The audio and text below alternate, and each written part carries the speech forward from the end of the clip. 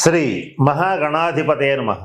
ఈరోజు మనం శ్రీ విశ్వావసునామ సంవత్సర ఫలితాలను తెలుసుకోవడంలో భాగంగా ద్వాదశ రాశుల వారికి ఈ సంవత్సరం ఎలా ఉంటుందనేటువంటి అంశం గురించి తెలుసుకోవడానికి ప్రయత్నం చేద్దాం. దాంట్లో భాగంగా ఇప్పుడు మీన రాశి వారికి ఈ సంవత్సరం ఎలా ఉంటుందనేటువంటి అంశం గురించి తెలుసుకోవడానికి ప్రయత్నం చేద్దాం. మీనరాశి అనగానే పురభద్ర నక్షత్రం 4వ పాదం, ఉత్తరభద్ర నక్షత్రం 1, 2, 3, 4 పాదాలు, రేవతి నక్షత్రం 1, 2, 3, 4 నక్షత్ర పాదాల్లో జన్మించిన వాళ్ళందరినీ కూడా మనం మీనరాశి జాతకుల కింద పరిగణిస్తాం.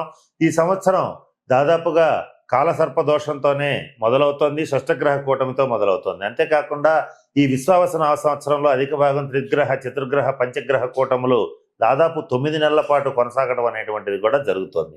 వీటితో పాటుగా ప్రధాన గ్రహాలైనటువంటి గురు, శని, రాహుకేతువులు నలుగురు కూడా వారి వారి స్థానాల్లో మార్పు చెందడం అనేటువంటిది కూడా ప్రధానమైనటువంటి ఫలితాలని నిర్దేశిస్తోంది. ఈ గ్రహగతులను బట్టి కనుక పరిశీలించినట్లయితే మీన రాశి వారికి ఈ సంవత్సరం కొన్ని విషయాల్లో మంచి శుభ ఫలితాలు గోచరిస్తున్నాయి.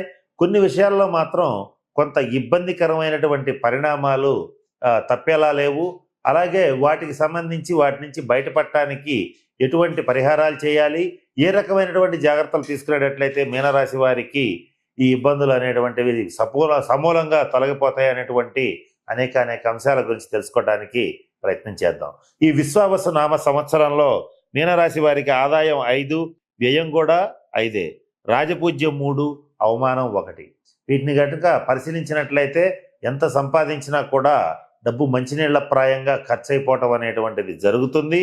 తద్వారా మీనరాశి వాళ్ళు కొంత రుణాలు చేయవలసినటువంటి పరిస్థితి గోచరిస్తోంది.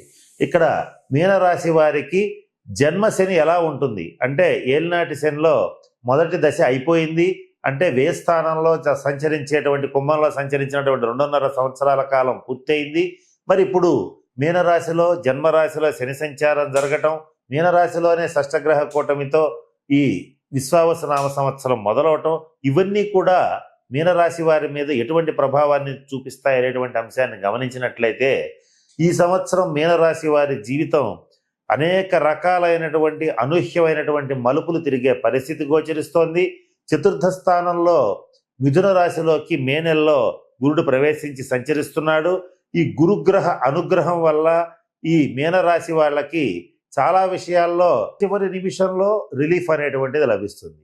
ఒక పెద్ద సమస్య వస్తే తీరదు, ఇక దీన్ని తీర్చడం అసాధ్యం అనుకుంటున్నటువంటి సమయంలో గురుగ్రహ అనుగ్రహం వల్ల చివరి నిమిషంలో మీనరాశి వాళ్ళ ఆ సమస్య నుంచి బయటపడటం అనేటువంటిది జరిగి తీరుతుంది.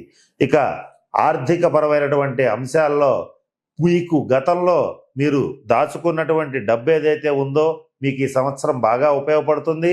అలాగే మీరు ఏవైతే పొదుపు చేశారో, ఇన్వెస్ట్మెంట్స్ చేశారో అవన్నీ కూడా ఈ సంవత్సరం నుంచి మీకు అందుబాటులోకి రావటం, మీకు వచ్చేటువంటి ఆర్థిక ఇబ్బందుల నుంచి వాటి ద్వారా మీరు తప్పించుకోవటం అనేటువంటిది జరుగుతుంది. ఏది ఏమైనప్పటికీ కూడా మీనరాశి ఈ ద్వాదశ రాశుల్లో 12వ స్థానానికి, అంటే 12వ రాశి అంటే ఈ గురువు యొక్క రాశి అవ్వటం వల్ల, అలాగే ఈ మీనరాశి వాళ్ళకి దాదాపుగా దైవానుగ్రహం అధికంగా ఉండడం వల్ల వచ్చేటువంటి కష్టాల నుంచి సునాయాసంగా బయటపడగలుగుతారు. ఈ జన్మరాశిలో శని సంచార రీత్యా ఈ మీనరాశి వాళ్ళకి ఈ సంవత్సరం విశ్వావసునామ సంవత్సరం నుంచి కూడా అకాల భోజనం, అకాల నిద్ర ఉంటాయి. అంటే వేళకి భోజనం చేయడానికి కుదరదు, వేళకి నిద్రపోవడానికి కూడా కుదరదు. తద్వారా కొంత అనారోగ్య సూచనలు గోచరిస్తాయి. ఇక్కడ ఎవరైతే ఈ మీనరాశి వారు ఉంటారో వాళ్ళకి బీపీ, షుగర్ వంటివి కొంత అదుపు తప్పేటువంటి పరిస్థితి ఉంటుంది. కొంచెం మీనరాశిలో ఉన్నటువంటి వాళ్ళు జస్ట్ ఒక మధ్య వయసు వచ్చినటువంటి వాళ్ళు ఎవరైతే ఉంటారో వాళ్ళకి మాత్రం అనారోగ్య సూచనలు గోచరిస్తున్నాయి.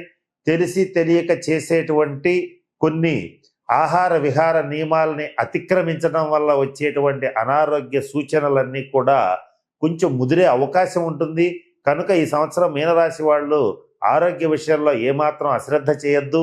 చిన్న సమస్య వచ్చినా కూడా వెంటనే వైద్యుడి సలహా తీసుకోవటం, తగిన శాంతి పరిహార క్రియలు జరిపించుకోవటం అనేటువంటిది ముఖ్యంగా చెప్పదగినటువంటి సూచన.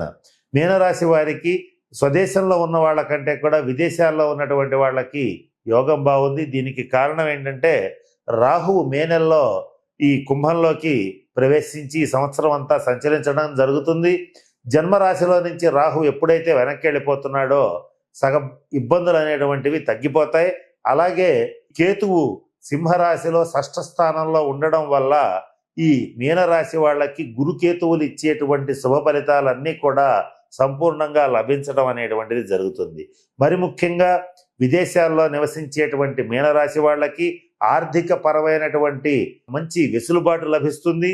ఉద్యోగరీత్యా మంచి ప్రమోషన్స్ లభిస్తాయి. గ్రీన్ కార్డు వంటివి సానుకూల పడతాయి. H1B వీసా ఇటువంటివన్నీ కూడా మీనరాశి వాళ్ళకి సానుకూల పట్టడం అనేటువంటిది జరుగుతుంది.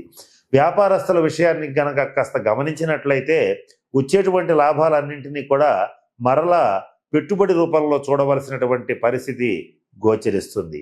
ఎంత డబ్బు సంపాదించినా కూడా ధనం మంచినీళ్ల ప్రాయంగా ఖర్చు అవడం అనేటువంటిది జరుగుతుంది.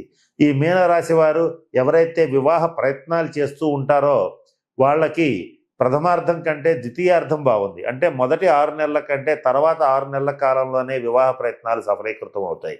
మీనరాశి విద్యార్థుల విషయానికి వచ్చేటట్లయితే విద్యాయోగం చాలా అద్భుతంగా ఉంది. పోటీ పరీక్షల్లో ఉత్తీర్ణత సాధిస్తారు. మంచి టాప్ ర్యాంక్స్, స్టేట్ ర్యాంక్స్, అలాగే కాలేజీలో కూడా టాప్ ర్యాంక్స్, మంచి మార్కులు సాధించడం జరుగుతుంది. పోటీ పరీక్షల్లో మీదే విజయం అని చెప్పడంలో సందేహం లేదు. విదేశీ విద్య కోసం ప్రయత్నం చేసేటువంటి మీనరాశి వాళ్ళకి తప్పనిసరిగా ఆ ప్రయత్నాలన్నీ కూడా సఫలీకృతం అవుతాయి. మీనరాశి పురుషుల కన్నా స్త్రీలకి శుభ ఫలితాలు గోచరిస్తున్నాయి. పారిశ్రామిక రంగంలో ఉండేటువంటి వాళ్ళకి కానీ, బిల్డర్స్కి కానీ, స్వయం వృత్తులు చేసేటువంటి డాక్టర్స్, ఇంజనీర్స్, లాయర్స్ వంటి వీళ్ళకైనా సరే ఈ శ్రమానంతర విజయం లభిస్తుంది. కష్టే ఫలి అన్నారు. ఎంత కష్టపడితే అంత మంచి ఫలితాలు వస్తాయి.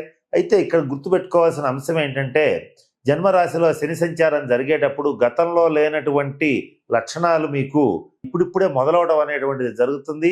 అవి ఒకసారి చెప్తాను, గుర్తుపెట్టుకోండి. ఇవి కనుక మీకు మొదలయ్యేటట్లయితే వెంటనే తగిన శాంతి పరిహార క్రియలు జరిపించుకోవడం, నేను చెప్పేటువంటి సూచనలు పాటించడం చేసేటట్లయితే రాబోయేటువంటి ఇబ్బందుల నుంచి సునాయాసంగా తప్పించుకోగలుగుతారు. వాటిల్లో మొట్టమొదటిది ఏంటంటే ఏ పని చేయాలన్నా కూడా చెయ్యలేకపోవటం, చెయ్యాలి అనిపించకపోవటం, అలాగే ఏ పని ప్రారంభించాలన్నా ఇంతకు ముందు అయితే వెంటనే అనుకున్నదే తడవుగా పూర్తి చేసేటువంటి మనస్తత్వం ఉన్నటువంటి మీనరాశి వాళ్ళకి ప్రతి పనిని వాయిదా వేసే మనస్తత్వం రావటం, ప్రతి పనిని కూడా ఆచితూచి అడుగేయాలనేటువంటి ఒక మనస్తత్వం ఏర్పడటం, అనారోగ్య సూచనలు, అలాగే ఈ మీనరాశి వాళ్ళకి ముఖ్యంగా అనవసరమైనటువంటి పనికిమాలిన వ్యక్తుల నుంచి అవమానాలు, అవహేళనలో, నిందలు ఏర్పడటం, కుటుంబ సభ్యులు మిమ్మల్ని ఎదిరించటం, ఇటువంటివన్నీ కూడా ఈ సంవత్సరం జరిగే అవకాశాలు ఉన్నాయి. కనుక మీనరాశి వాళ్ళు ఈ సంవత్సరం కొంచెం తగిన శాంతి పరిహార క్రియలు వాళ్ళ వ్యక్తిగత జన్మ జాతక రీత్యా జరిపించుకునేటట్లయితే మరిన్ని శుభ ఫలితాలని పొందగలుగుతారు. మీనరాశిలో ఉన్నటువంటి రాజకీయ నాయకులకి గడ్డు కాలం. మీకు పార్టీలో కానీ ప్రజల్లో కానీ మీకు ఉన్నటువంటి క్రేజ్ బాగా తగ్గుతుంది. దీన్ని పెంచుకోవడానికి మీ వంతు విశ్వప్రయత్నం చేయవలసినటువంటి పరిస్థితి ఉంటుంది. ఇకపోతే మీనరాశి వారు తప్పనిసరిగా శనివార నియమాలు పాటించండి.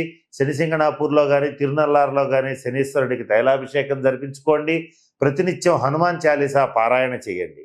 ఈ గనక చేసేటట్లయితే మీనరాశి వాళ్ళు ఈ సంవత్సరం వచ్చేటువంటి ఇబ్బందుల నుంచి సునాయాసంగా బయటపడగలుగుతారు. కనుక నేను చెప్పినటువంటి అన్ని అంశాలను దృష్టిలో పెట్టుకుని తగిన శాంతి పరిహార క్రియల్ని పాటించి మీనరాశి వాళ్ళు అష్టైశ్వర్యాలతో, భోగభాగ్యాలతో ఉండాలని మనస్ఫూర్తిగా పరమేశ్వరుని ప్రార్థిస్తూ సెలవు తీసుకుంటున్నాను. స్వస్తి.